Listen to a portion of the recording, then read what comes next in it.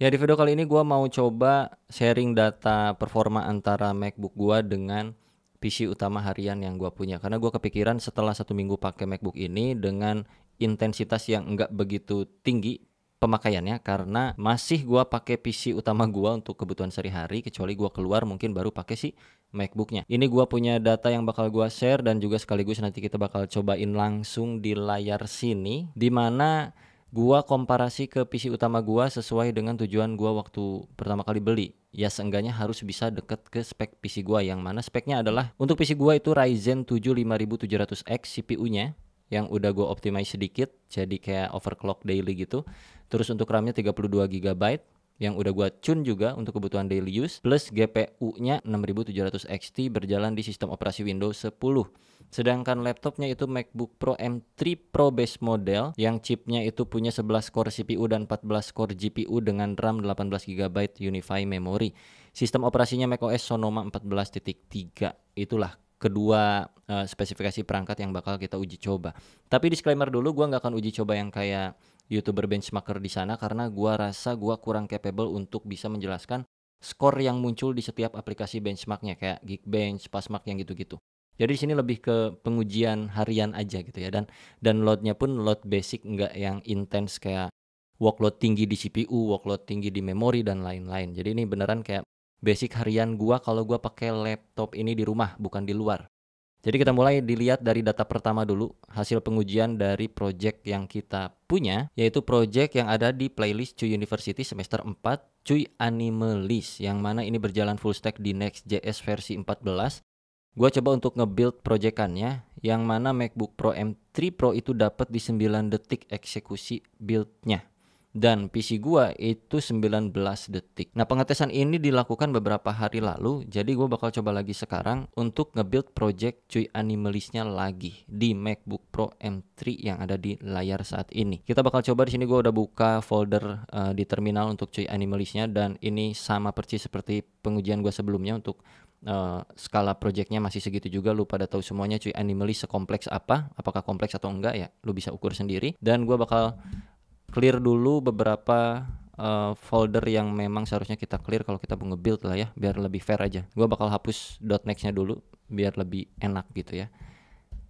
Oke, udah gua hapus dan sekarang kita bakal coba jalanin npm run build. Tapi kalau dijalanin npm run build kayak gini doang, sebenarnya nggak ada timing yang terlihat di situ, nggak muncul. Jadi secara opsi kita bisa tambahin time sebelum npm run build-nya biar kita tahu pengeksekusiannya berapa lama. Oke. Kalau dilihat di data, sini gua pakai script rb.sh atau script shell yang gua bikin sendiri untuk bisa memunculkan teks selesai dalam waktu 9 detik kayak gitu. Jadi sedikit custom script biar gua tahu. Tapi sebenarnya kita bisa pakai opsi time kayak yang tadi di syntax atau di command ini nih.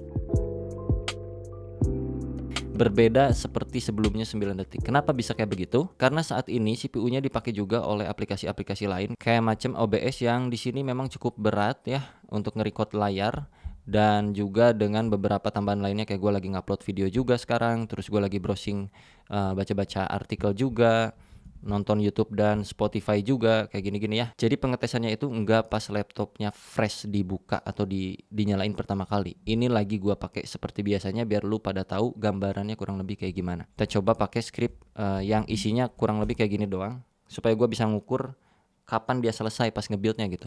Jadi kita eksekusi langsung RBSH-nya. Walaupun sebenarnya lu bisa lihat di terminal gua ini pakai WAP itu menunjukkan apa ya? Kayak ada waktu durasi ketika kita mengeksekusi sesuatu di terminalnya. Nah, lu bisa lihat 15 detik di sini ya. Selesai dalam waktu 15 detik. Cuy Animalist-nya udah make sure aman ya, lancar, dan kita masih bisa melihat semua fitur-fitur yang masih berfungsi juga. Oke, gitu aja untuk project yang Cuy Animalist. Kita udah coba build dan udah coba run juga. Untuk pengujian yang kedua, karena masih seputaran web development juga, jadi ada satu website yang di sini cukup bagus, namanya Speedometer Browser Test.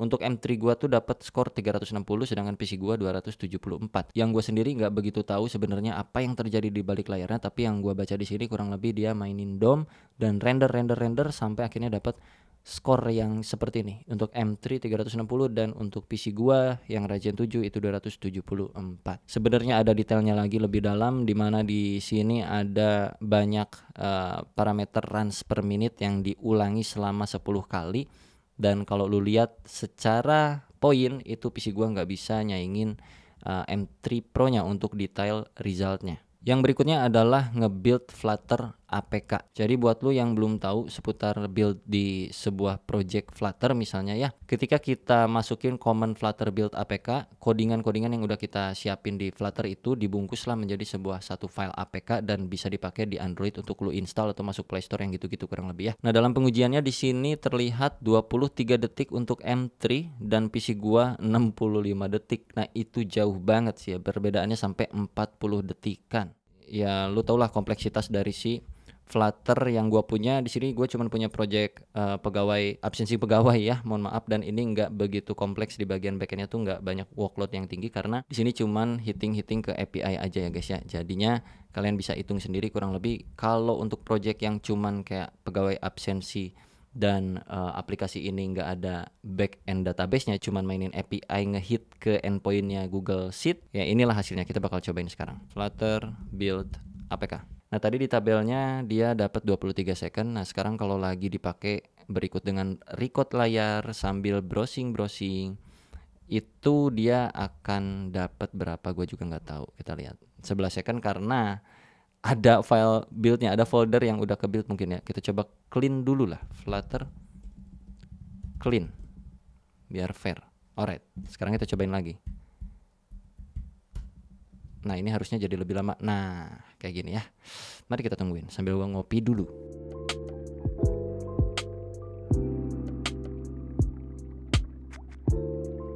Feeling gue sih kayaknya 30 sampai 40 detik kan mungkin. Kayaknya karena ada OBS sih. Situ cukup ganggu tuh OBS tuh untuk CPU yang diambil sama si OBS itu sendiri.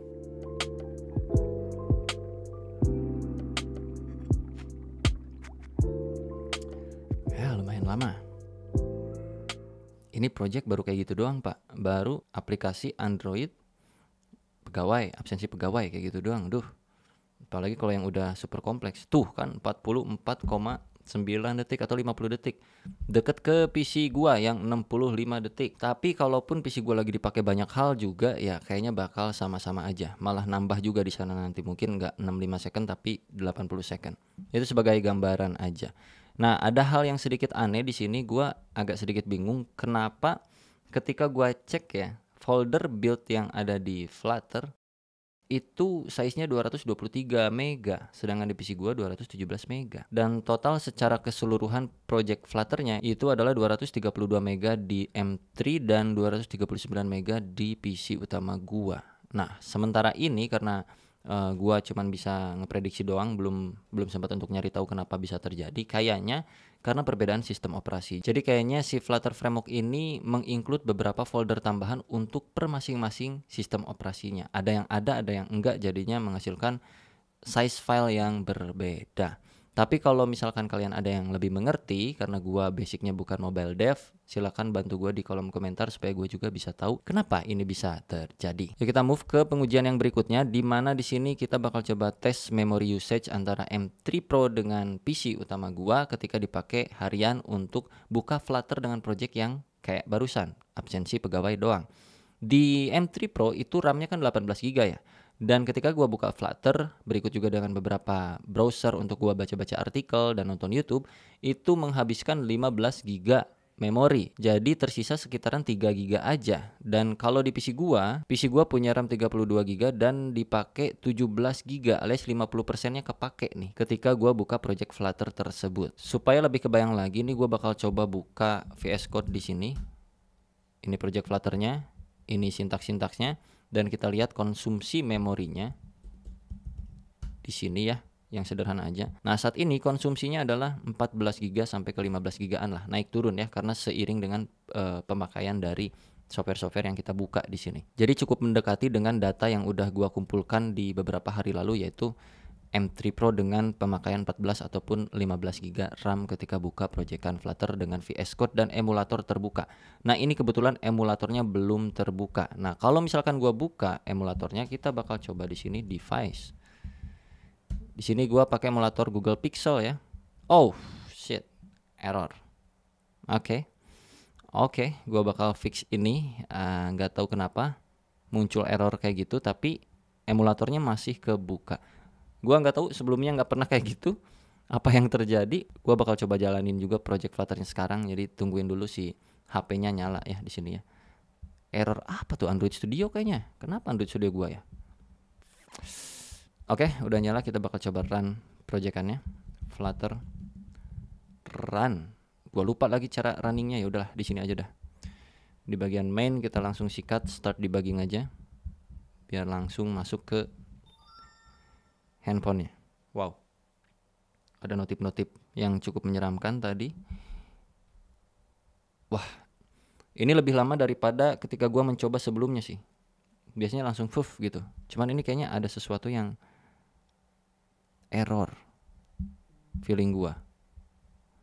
Nggak tahu gua apain sebelumnya, tapi intinya ini nggak muncul. Memorinya naik lagi ke 15, lebih sekian ya daripada sebelumnya ketika gua buka emulator. Nah, ini kayaknya baru. Nah, segitu lamanya. Nah, itu tuh. Lebih lama dari biasanya. Kemarin pas gua nggak record layar si MacBooknya itu lebih cepet, nggak selama seperti kayak tadi. Nah, sekarang ini project absensinya udah jalan ya. Oke, udah jalan aman. Gua akan melakukan pengetesan ke API di sini. Tes. Wow. Testing. Kalian bisa hitung sendiri gimana kualitas. Tes. Mohon tunggu. Login berhasil. Terima kasih. Ya, kayak gini lah kurang lebih ya. Konsumsinya 15 mau ke 16 sekarang. Kalau kita buka Xcode, anjir. Tambahin lagi ya. Yang menarik di sini adalah lu bisa lihat memory swapnya ini 0 dan kita udah mau nyentuh ke 18 GB total memori, sedikit lagi nih. Ya, tinggal 2 GB lagi. Kita coba buka Xcode. Wow, ini bakal super duper nge-lag walaupun Xcode-nya yang bakal gue buka cuman template Hello World doang. Dan plus ditambah ini CPU-nya dipakai sama OBS juga dan GPU-nya juga sama. Nah, ini segini lamanya buka Xcode kalau kita udah buka proyekan lainnya untuk RAM 18 GB Unify memory di MacBook-nya. Mana kamera gua mau habis kayaknya nih baterainya nih. Buset. Udah kebuka belum nih? Nah, baru kebuka. Kita buka template project aja ya. Masih aman sebenarnya, nggak begitu nge-lag, cuman proses untuk membuka sesuatu hal yang barunya jadi lebih lama aja gitu loh. Oke, ini emulatornya belum muncul. Ya, dan kalau kita geleser-geleser kayak gini, gua masih bisa ke sini, ke slide gua, masih bisa browsing-browsing juga, masih smooth sih gua rasa. Tapi kalau kita ngetik-ngetik sesuatu ya, oh masih aman juga sih. Ya nggak begitu sampai patah-patah kayak gimana. Mana emulator iPhone ya? Bentar gue cari dulu ya pak. Kita coba run deh, run. Ini gue run ya. Installing app-test app2 iPhone 15 Pro. Launching, attaching, oke. Waiting to attach. Gak tau dah muncul di sebelah mana dia ya. Harusnya di bagian kanan sini nih biasanya munculnya. Nah. Oke, ini udah mulai muncul ya emulator untuk iPhone 15 Pro-nya. Ini Hello World-nya belum muncul. Nah, Hello World-nya udah muncul dan ini untuk aplikasi absensi gua. Kalau gua geser-geser apakah nge-lag atau enggak? Ya kalian bisa lihat. Enggak, dan masih bisa ngoding juga seharusnya. Mulai ada sedikit patahan-patahan tertentu ya. Tapi masih masih bisa dimengerti lah ya. Dan yang menarik adalah ketika gua cek lagi ke monitoring memorinya, walaupun dia dekat ke mentok ya ke 18, tapi di sini swap use-nya yang mulai terpakai.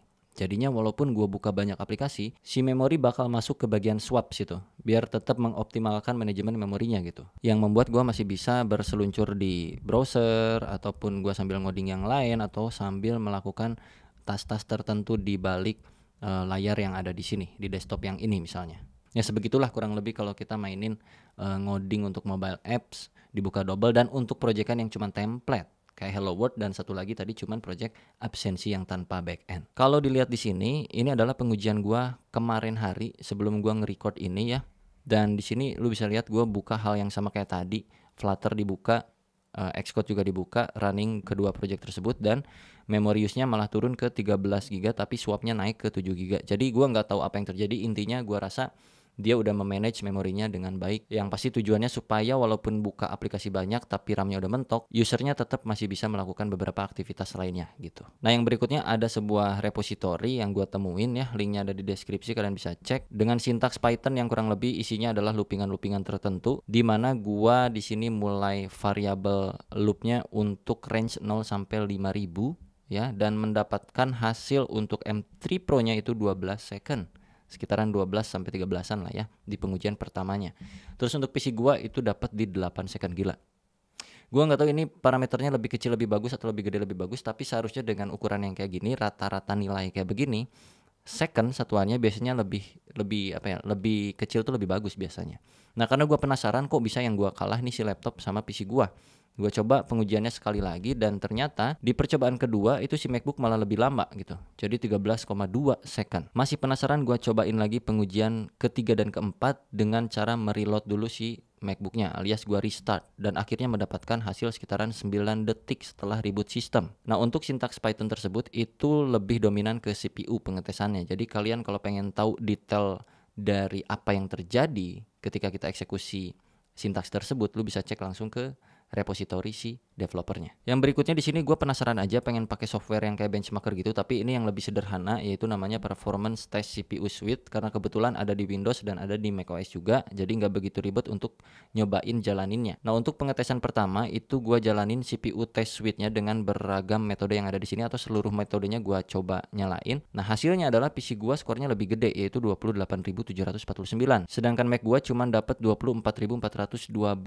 Walaupun kalau lu lihat di sini ada beberapa skor yang PC gua unggul, ada juga beberapa skor yang M3 gua unggul berdasarkan metode pengujian per masing-masing tasnya di sini. Tapi again gua nggak begitu paham seputaran skor yang muncul kenapa segitu ya. Lu bisa cari tahu sendiri ke website Performance Test CPU Suite-nya. Ini gue cuma nunjukin aja dengan penggunaan daily use, dengan penggunaan aplikasi yang sederhana seperti ini, kurang lebih kayak gini komparasinya. Gua harap sih skor ini adalah yang lebih besar, yang lebih better gitu. Nah, pengujian berikutnya adalah biasanya kalau gua nyalain PC itu langsung buka Docker command ya untuk nyalain beberapa service di background gitu, di background desktopnya. Yang mana ketika kita buka terminal terus ketik docker ps itu nggak akan muncul, karena kebetulan di sini gue pakai docker desktop untuk kedua perangkat gue, yaitu Mac dan juga si PC-nya. Jadi kita harus buka dulu docker desktop app-nya. Dan sekaligus gue pengen compare seberapa cepat membuka Docker desktop di Mac dan juga Docker desktop di PC gue. Dan untuk hasilnya lu bisa kasih di kolom komentar menurut lu pribadi mana yang lebih cepat dari segi pembukaan Docker desktopnya. Karena gue rasa dengan spesifikasi yang kalau nggak kayak gini, untuk buka Docker desktop tuh bisa sampai lama banget gitu Pak. Karena gue ngalamin itu di ThinkPad yang gue punya yang waktu itu yang gue beli di harga 2 juta 3 jutaan. Itu bener-bener lama banget.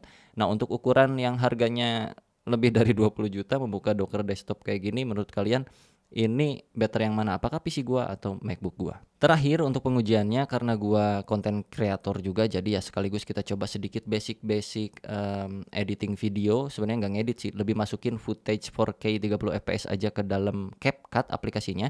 Di sini gua pakai CapCut karena biar aneh aja gitu ya. Biasanya kan Adobe Premiere yang kayak gitu-gitu, gua masukinnya ke CapCut aja karena kebetulan di macOS itu ada CapCut spesifik dan juga di Windows juga ada software desktop CapCut-nya. Yang gua tahu biasanya pas kita geser timeline itu tingkat kesemutannya berdasarkan kualitas CPU juga atau performa CPU juga. Jadi gua rasa dengan video 4K 30 fps yang berdurasi 1 menit tanpa ada layer-layer untuk grading, efek, animasi, teks itu lancar-lancar aja. Dan menurut gua itu wajar. Yang cukup penting adalah ketika export, siapa yang lebih cepat nih? Gua bakal coba export videonya yang berdurasi 1 menit ini 4K 30 fps dengan format MP4, itu lebih cepat mana antara Mac gua dengan si PC-nya.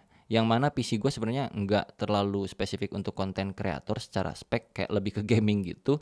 Dan Mac itu kan digadang-gadang memang untuk konten kreator juga sangat mumpuni katanya gitu. Nah, kita coba compare sedikit dan lu bisa lihat hasilnya sendiri. Lebih cepat mana dalam mengekspor video 4K 1 menit 30 fps.